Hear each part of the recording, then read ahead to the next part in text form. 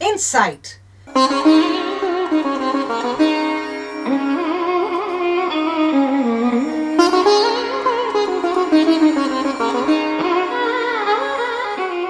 The first ever series to analyze the unexplored aspects and issues of Carnatic music. Dear Rasikas, welcome to the 25th episode of our Insight series. Earlier we discussed about the Geetam, the preliminary exercises, the Varnam, its types, etc.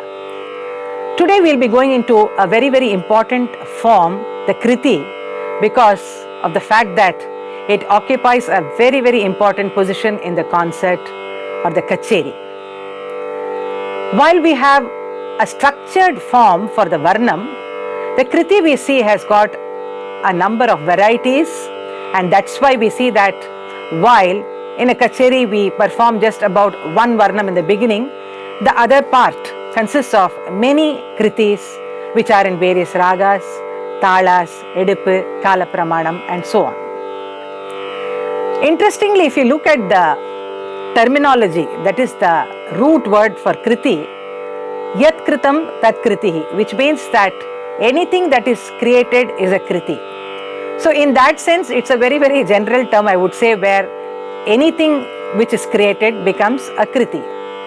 But in the musical domain, we see that the Kriti denotes a particular form. Again, it's a very unique form, as I always, this is one of my pet subjects, where we see that the Kriti has a form, yet it does not have a form. That is what I would say. In the sense that we understand it as a Pallavi, Anupallavi, Charanam form, but then there are so many variants to it, and that's why we see that it's very interesting to also study what the Kriti is all about. If you look at the background, we see that Purandaradasar has mentioned the term Kriti, and he refers to all the 4,75,000 compositions that are attributed to him. He denotes all of them as Kritis. If you look at again the Tyagaraja's composition, Soga Suga Mridanga Talamu or Pakala Nilabadi, he mentions the term Kriti. But when we see the Navavida Bhakti, we see that there are different 9 ways in which we can attain the feet of the Lord. For that they mention Kirtanam as a means, that is singing the glory of God. So the term Kirtanam is used here. We also see that in the Raghuvamsha of Kalidasa, we see a mention of how sage Valmiki is supposed to have taught the Kriti form to Lava and Kusha. So that way we see that the Kriti is the term that has been used rather than Kirtanam. And in Sangeeta Sampradaya Pradarshini of Subbarama Dikshidhar, again we see that he has used the term Kriti and given some points of definition as to what are the salient features for a Kriti. First, of course, he says that the Kriti should have a Pallavi, Anupallavi, Charanam. And the second point, of course, is that if the Pallavi, after the Pallavi, the Anupallavi, the tune has to be repeated verbatim in the Charanam. And if there are multiple Charanas, then you see that all the Charanam should be in the same tune. And like this, he makes a mention of some of the salient features. Probably I would say that it is only in the books of Sri P. Sambamurthy that we see that he has made a clear-cut kind of a demarcation between a Kriti and a Kirtana, and has given some points to show the difference between the two. Like for example, he says that the Kirtana is much older than the Kriti. He says that the Kirtana has got a much more simple tune compared to the Kriti, which is more sophisticated in its tune. And while in the Kirtana again you have the repetitive kind of tunes for all the Charanams, in the Kriti we see that it is like a Pallavi, Anupallavi and Charanam format is there. So this is something that he has devised, but in common parlance again we see that the two terms are interchangeable kind of we use. For example, when we are talking about the Pancharatnam of Tyagaraja, we say that Pancharatna Kriti, we say the same thing as Pancharatna Kirtanam. So the same composition is also referred by some as Kirtanam, some as Kirtana, some as Kriti, and so on. So this ambiguity is still there, and we can't really say that this is a particular Kriti or a Kirtanam or what it is, but then the two have come to become a part of the usage of terminology. We see that they are used. We'll now look into some of the formats of this Kriti that we are talking about here, and we see that in this sense Tyagaraja has given a wide dimension to the Kriti Kirtana format that we are talking about here, where he has created a wide variety. If you look at the Kirtana, for example, I would say that his format of a Kirtana, like the Utsava Sampradaya Kirtana or the Divya Nama Sankirtanam that he talks about, where you see that the whole purpose is to sing the glory of God. And as I've also mentioned sometime earlier, here it is more about a congregational kind of a singing where everybody sings together. So the tune is mainly simple in its structure. Rhythm is also very, very simple in structure. It is also repetitive, for the fact that when we have some kind of a Goshti Ganam that we call, where everybody in the Bhajana Paddhati, sing together, not everybody is trained in music. So for that we need to have simple structure so that everybody can follow and repeat. Let's look into a small example now to see what I mean here. Shri Rama, Shri Rama, Shri Manoharama, Kelara Nidaya Intai Naradaya, Shri Rama, Shri Rama, Shri Manoharama, Chalada Sadaya Samitaladaya, Shri Rama, Shri Rama, Shri Manoharama, Ragaviragita Tyagarajanuta, Shri Rama, Shri Rama, Shri Manoharama. Here I actually sang just 3 charanams for you, but there are multiple charanams here and all of them follow the same melody. And you also saw how simple, though it is Sahana, the kind of tune that is incorporated is extremely simple and anybody could probably join in and sing. The next format we see he has created is a Pallavi, Anupallavi and multiple charanams. And here we see that when there are multiple charanams like this, all the charanams have got the same melody. And also from the concert point of view, we see that in many songs this kind of multiple charanams are there, but then as concert artists we tend to take up only one charanam to sing it.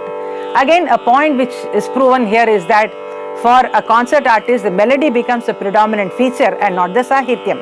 While he intended to convey something through the sahityam of 3 charanams, we here as artists we sing only one charanam, and that too also it's mostly we see that it is a mudra charanam that we sing.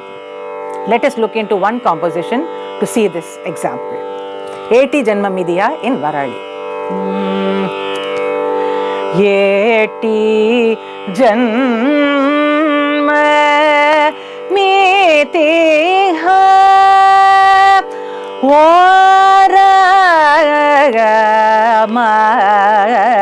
Eti Janmamidiya Varama,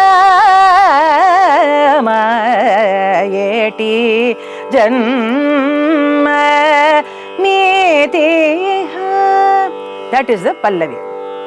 Now the Anupallavi. Eti Janmamidiya Dogu Galigenu Yentani Sayriltuha Varama, Eti Janmamidiya. Here you see that there are 3 charanams. but you would have mostly heard the charanam, mudra charanam. Sagara shayanuni Tyagarajanu tuni. But there is two more charanam. Just I'll give you an example of one of the earlier charanam. Satileyeni mare kotilaval yuni mati mati ke juchi mataladanita nayeti janma. So all the three charanams follow the same kind of a tune here. And now there are also compositions of Tyagaraja where you see that each of the charanam is in a different tune. And when this kind of kriti becomes a part of the concert, we see that all of it is rendered by the artists. We look into a small composition, Broche Varevare in Sri Ranjani. Broche Varevare Raghupate Broche Varevare Shri Ramanenaruna Broche Varevare Sakala Lokanayaka Broche Varevare Naravarani Sari Broche Varevare Raghupate Devendra Dulu Mechuta Kulangadaya Toda Namo Sangi Sada Broche Varevare Raghupate Muni Savam Bujuda Venta Chanikala Mari Chatulakata Bujesi Broche Varevare Raghupate Valinukka Kolane Siravi Baluni Rajugaga Vilchi Juchi Broche Varevare Raghupate Bhavadi Tarano Bhaya Bulera Nityaga Rajuni Karambidi Broche Varevare Raghupate Broche Varevare. Of course, the most popular format of the kriti that we see that Tyagaraja has composed is the Pallavi, Anupallavi, Charanam, and the tune of the Anupallavi getting repeated verbatim in the Charana part. And in this kind of format, we see that he has composed about 326 kritis out of the 675 compositions that we have available to us. We see that 376 compositions are in this kind of a format that he has composed. Of course, in Dikshidhar, this format does not arise in the fact that throughout the composition we see that there is always fresh music and there is no repetition of any of the melody as we see in the case of Tyagaraja, a typical style of Tyagaraja, I would say. We'll just look into one small composition in Simha Vahini to see how the Anupallavi's tune gets repeated in the Charana. Nenarun chara na paini chala nenarun chara na paini chala nenarun chara na paini chala ni dasudanu gada Shri Rama nenarun chara na paini chala. The Anupallavi.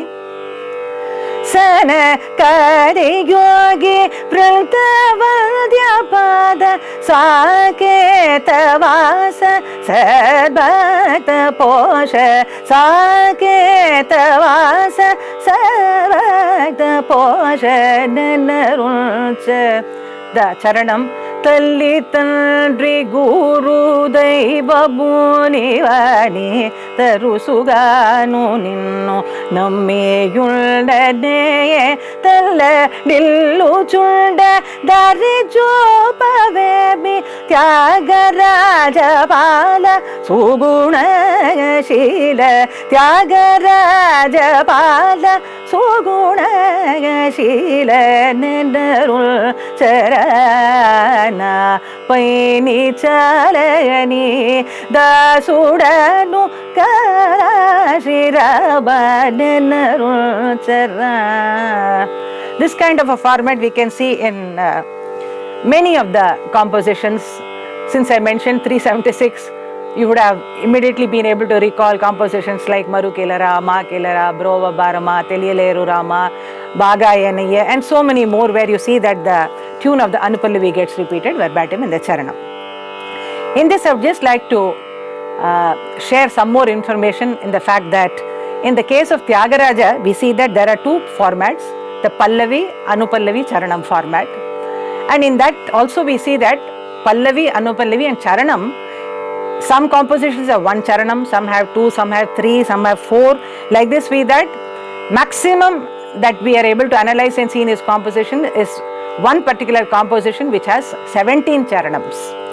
Then there is another format of his where we have Pallavi and Charanam. Here also we see that the Pallavi plus one Charanam, there is one composition.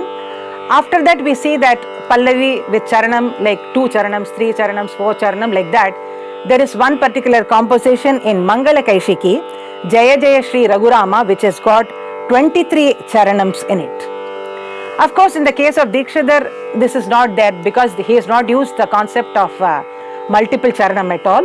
He has got the two ways of looking at the Kriti. One is a Pallavi, Anupallavi Charanam format. The second is the Pallavi and what is called as the Samashti Charanam, something that he devised, that is, instead of having a Anupallavi and a Charanam, it is a concise section, that is a two-part form of a Kriti with a Pallavi and a Samashti Charanam. Of course, the introduction of the Madhyama Kala Sahitya is another important element that was predominantly used by Dikshidhar. Not that Tyagaraja did not use, but he used it very sparingly in some of the Kritis. And we'll be dealing about the other aspects of the Kritis and its format in the subsequent session of our Insight series. In this particular session, we saw that we just had an overall view about what a Kriti is and what are the kind of varieties that it encompasses. Of course, there are many more subcategories which we'll be talking about in the next episode.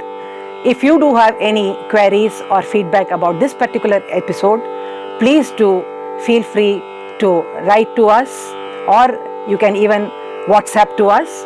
And this subject of Kriti is a very vast one, and we'll be going into many more aspects about it, the decorative aspects which enrich it, and how many more composers have, after Tyagaraja, Dikshidhar, Shyama Sastri, emulated them in terms of using the Kriti and composing many of their own compositions. Where is the difference, or how popular has this form created by the Mummurtigal been taken over by the other composers, will all be a matter of interesting study in our future sessions. Till then, namaskarams to all of you.